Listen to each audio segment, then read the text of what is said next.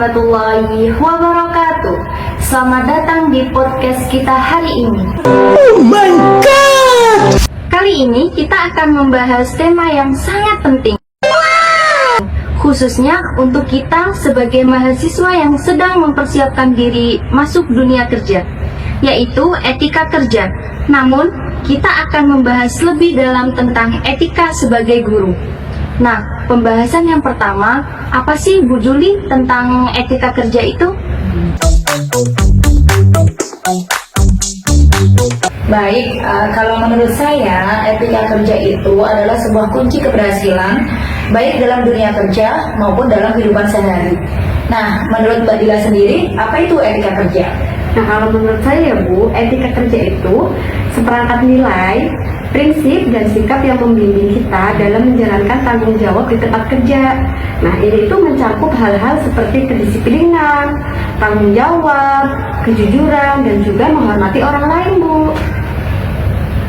Bagaimana kalau menurut Bu Susi? Betul itu Mbak Dila, kalau kita punya etika kerja yang baik, kita nggak hanya dihargai oleh atasan, tapi juga menciptakan lingkungan kerja yang sehat dan produktif. Few moments later. Nah, setuju banget tuh teman-teman. Selain itu, etika kerja itu membantu kita membangun reputasi profesional yang lebih baik. Apalagi dunia kerja itu nggak hanya soal skill, tapi juga soal etika.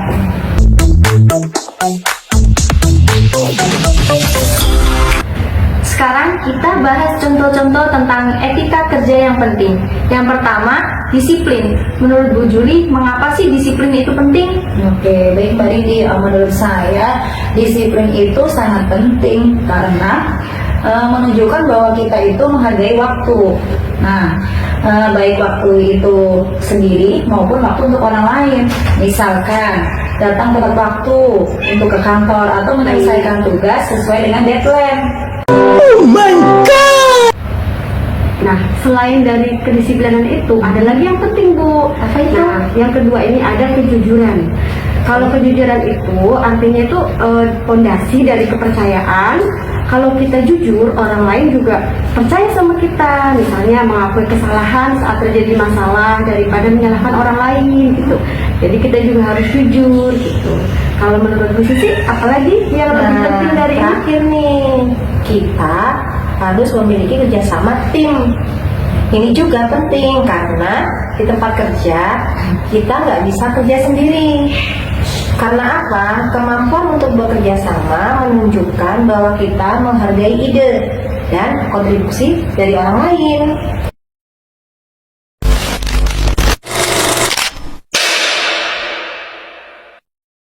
Nah, sekarang kita akan membahas tentang tantangan dan tips menerapkan etika kerja. Tentu saja, menerapkan etika kerja itu juga punya tantangannya. Salah satunya adalah tekanan dari lingkungan kerja yang mungkin nggak ideal. Nah, kalau ada rekan kerja yang suka melanggar aturan, itu bagaimana ya Bu Juli? Nah, menurut saya Mbak Rindi itu betul banget tuh kata Mbak Rindi. Nah, untuk mengatasinya kita harus tetap konsisten pada nilai-nilai. Jangan takut, misalkan kita dikucilkan ataupun kita tidak ditemani oleh teman kita. Jadi kita harus tetap profesional meskipun lingkungan tidak mendukung. Oh, ada lagi tuh tips yang lain, Bu. Apa itu Bu Dila? Selalu tingkatkan komunikasi. Kalau ada konflik atau kesalahpahaman, segera selesaikan dengan cara yang baik dan terbuka. Apalagi ada lagi nih teman-teman. Jangan lupa jadilah teladan untuk semuanya.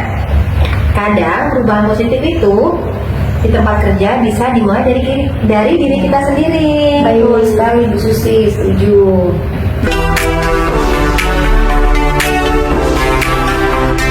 Nah, teman-teman, tadi kan kita sudah bahas tentang etika kerja. Nah, sekarang kita akan membahas lanjut tentang etika seorang guru. Karena kita adalah calon-calon guru profesional. Guru itu adalah profesi yang sangat mulia. Tapi untuk menjadi guru yang baik tidak hanya memiliki kemampuan mengajar. Nah, etika kerja juga memegang peran yang sangat penting.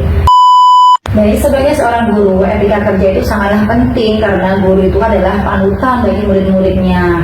Nah, menurut Mbak Dila sendiri nih, apa sih poin-poin utama etika kerja sebagai seorang guru itu sendiri? Nah, kalau menurut saya nih, tentu saja adalah profesionalisme. Jadi sebagai seorang guru itu harus mengajar dengan penuh tanggung jawab, Bu. Jadi kita harus mempersiapkan materi dengan baik, terus menunjukkan sikap yang menghormati profesinya gitu. Jadi kita harus menyiapkan materinya untuk mengajarkan ke anak didiknya gitu. Nah, betul tuh teman-teman. Guru itu harus integritas, guru harus jujur, adil, dan konsisten dalam memperlakukan semua murid. Tidak boleh ada yang pilih kasih ataupun diskriminasi. Dan jangan lupa, guru juga harus memiliki rasa empati terhadap siswa. Karena pekerjaan guru bukan hanya tentang mengajar saja, tetapi juga mendampingi murid. Secara emosional, guru yang empati akan membantu murid berkembang secara holistik. Begitu teman-teman. Oh, begitu ya, Bu. Iya. Nah, teman-teman, sekarang kita akan membahas tentang contoh-contoh konkret etika kerja seorang guru. Yang pertama, datang tepat waktu. Nah, betul sekali Mbak Indi. Datang tepat waktu itu merupakan contoh kedisiplinan. Jadi, murid itu melihat mencontoh apa yang mereka lihat dan yang mereka dengar. Seperti itu Mbak Indi. Baik, kalau menurut Bu Dila sendiri bagaimana? Nah, contoh yang lainnya itu adalah dengan memberikan penilaian yang adil. Kalau menurut Bu Susi, bagaimana memberikan penilaian yang adil itu, Bu? Nah, ini sangat penting. Guru harus objektif dalam menilai murid. Terutama penilaian tidak boleh dipengaruhi oleh faktor pribadi. Itu nggak baik ya teman-teman.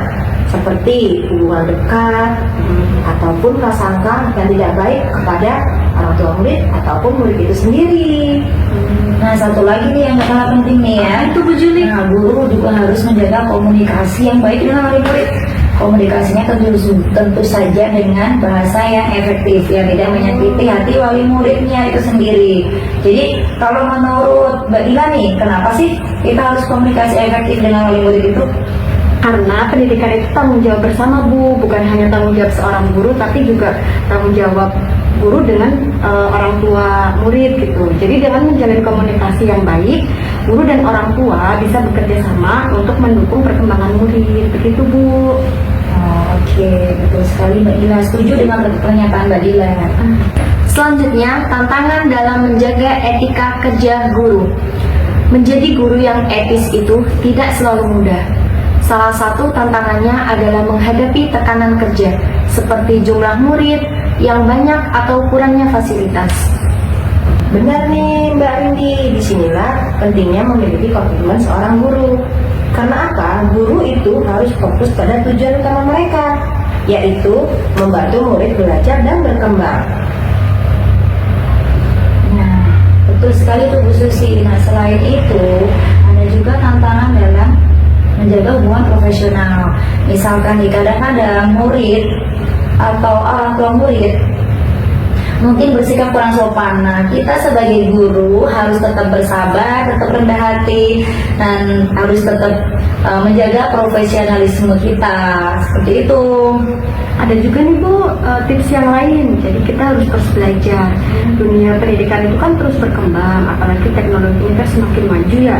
Jadi guru itu harus ada peningkatan kompetensinya gitu loh, baik secara teknis maupun moral gitu. Jadi kita harus belajar, itu mau seminar atau mungkin kuliah lagi, itu kita harus tetap belajar gitu, karena kan kita akan mengajar anak-anak didik. Nah, betul sekali Mbak Dila. Oh my God!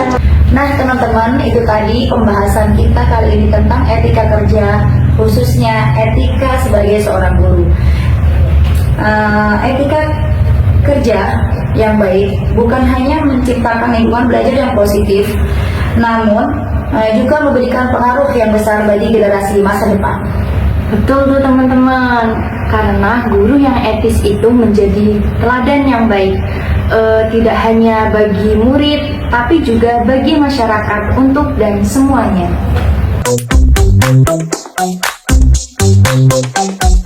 Nah, ada istilah Jawa nih teman-teman. Apa itu Mbak Dina? Kalau guru itu artinya singkatan dari digugu dan ditiru. Jadi kita jadi kita tuh harus memberikan contoh dari akhlaknya, dari sikapnya, dari perkataannya, karena akan ditiru oleh murid-murid dan juga masyarakat. Jadi kita di dalam masyarakat juga akan menilai kita sebagai guru gitu, bagaimana cara bersikap kita. Jadi kita harus semangat untuk belajar dan memperbaiki akhlak kita ya teman-teman. Betul sekali Mbak Dila. Semangat. Kita sebagai seorang guru harus profesional, teman-teman.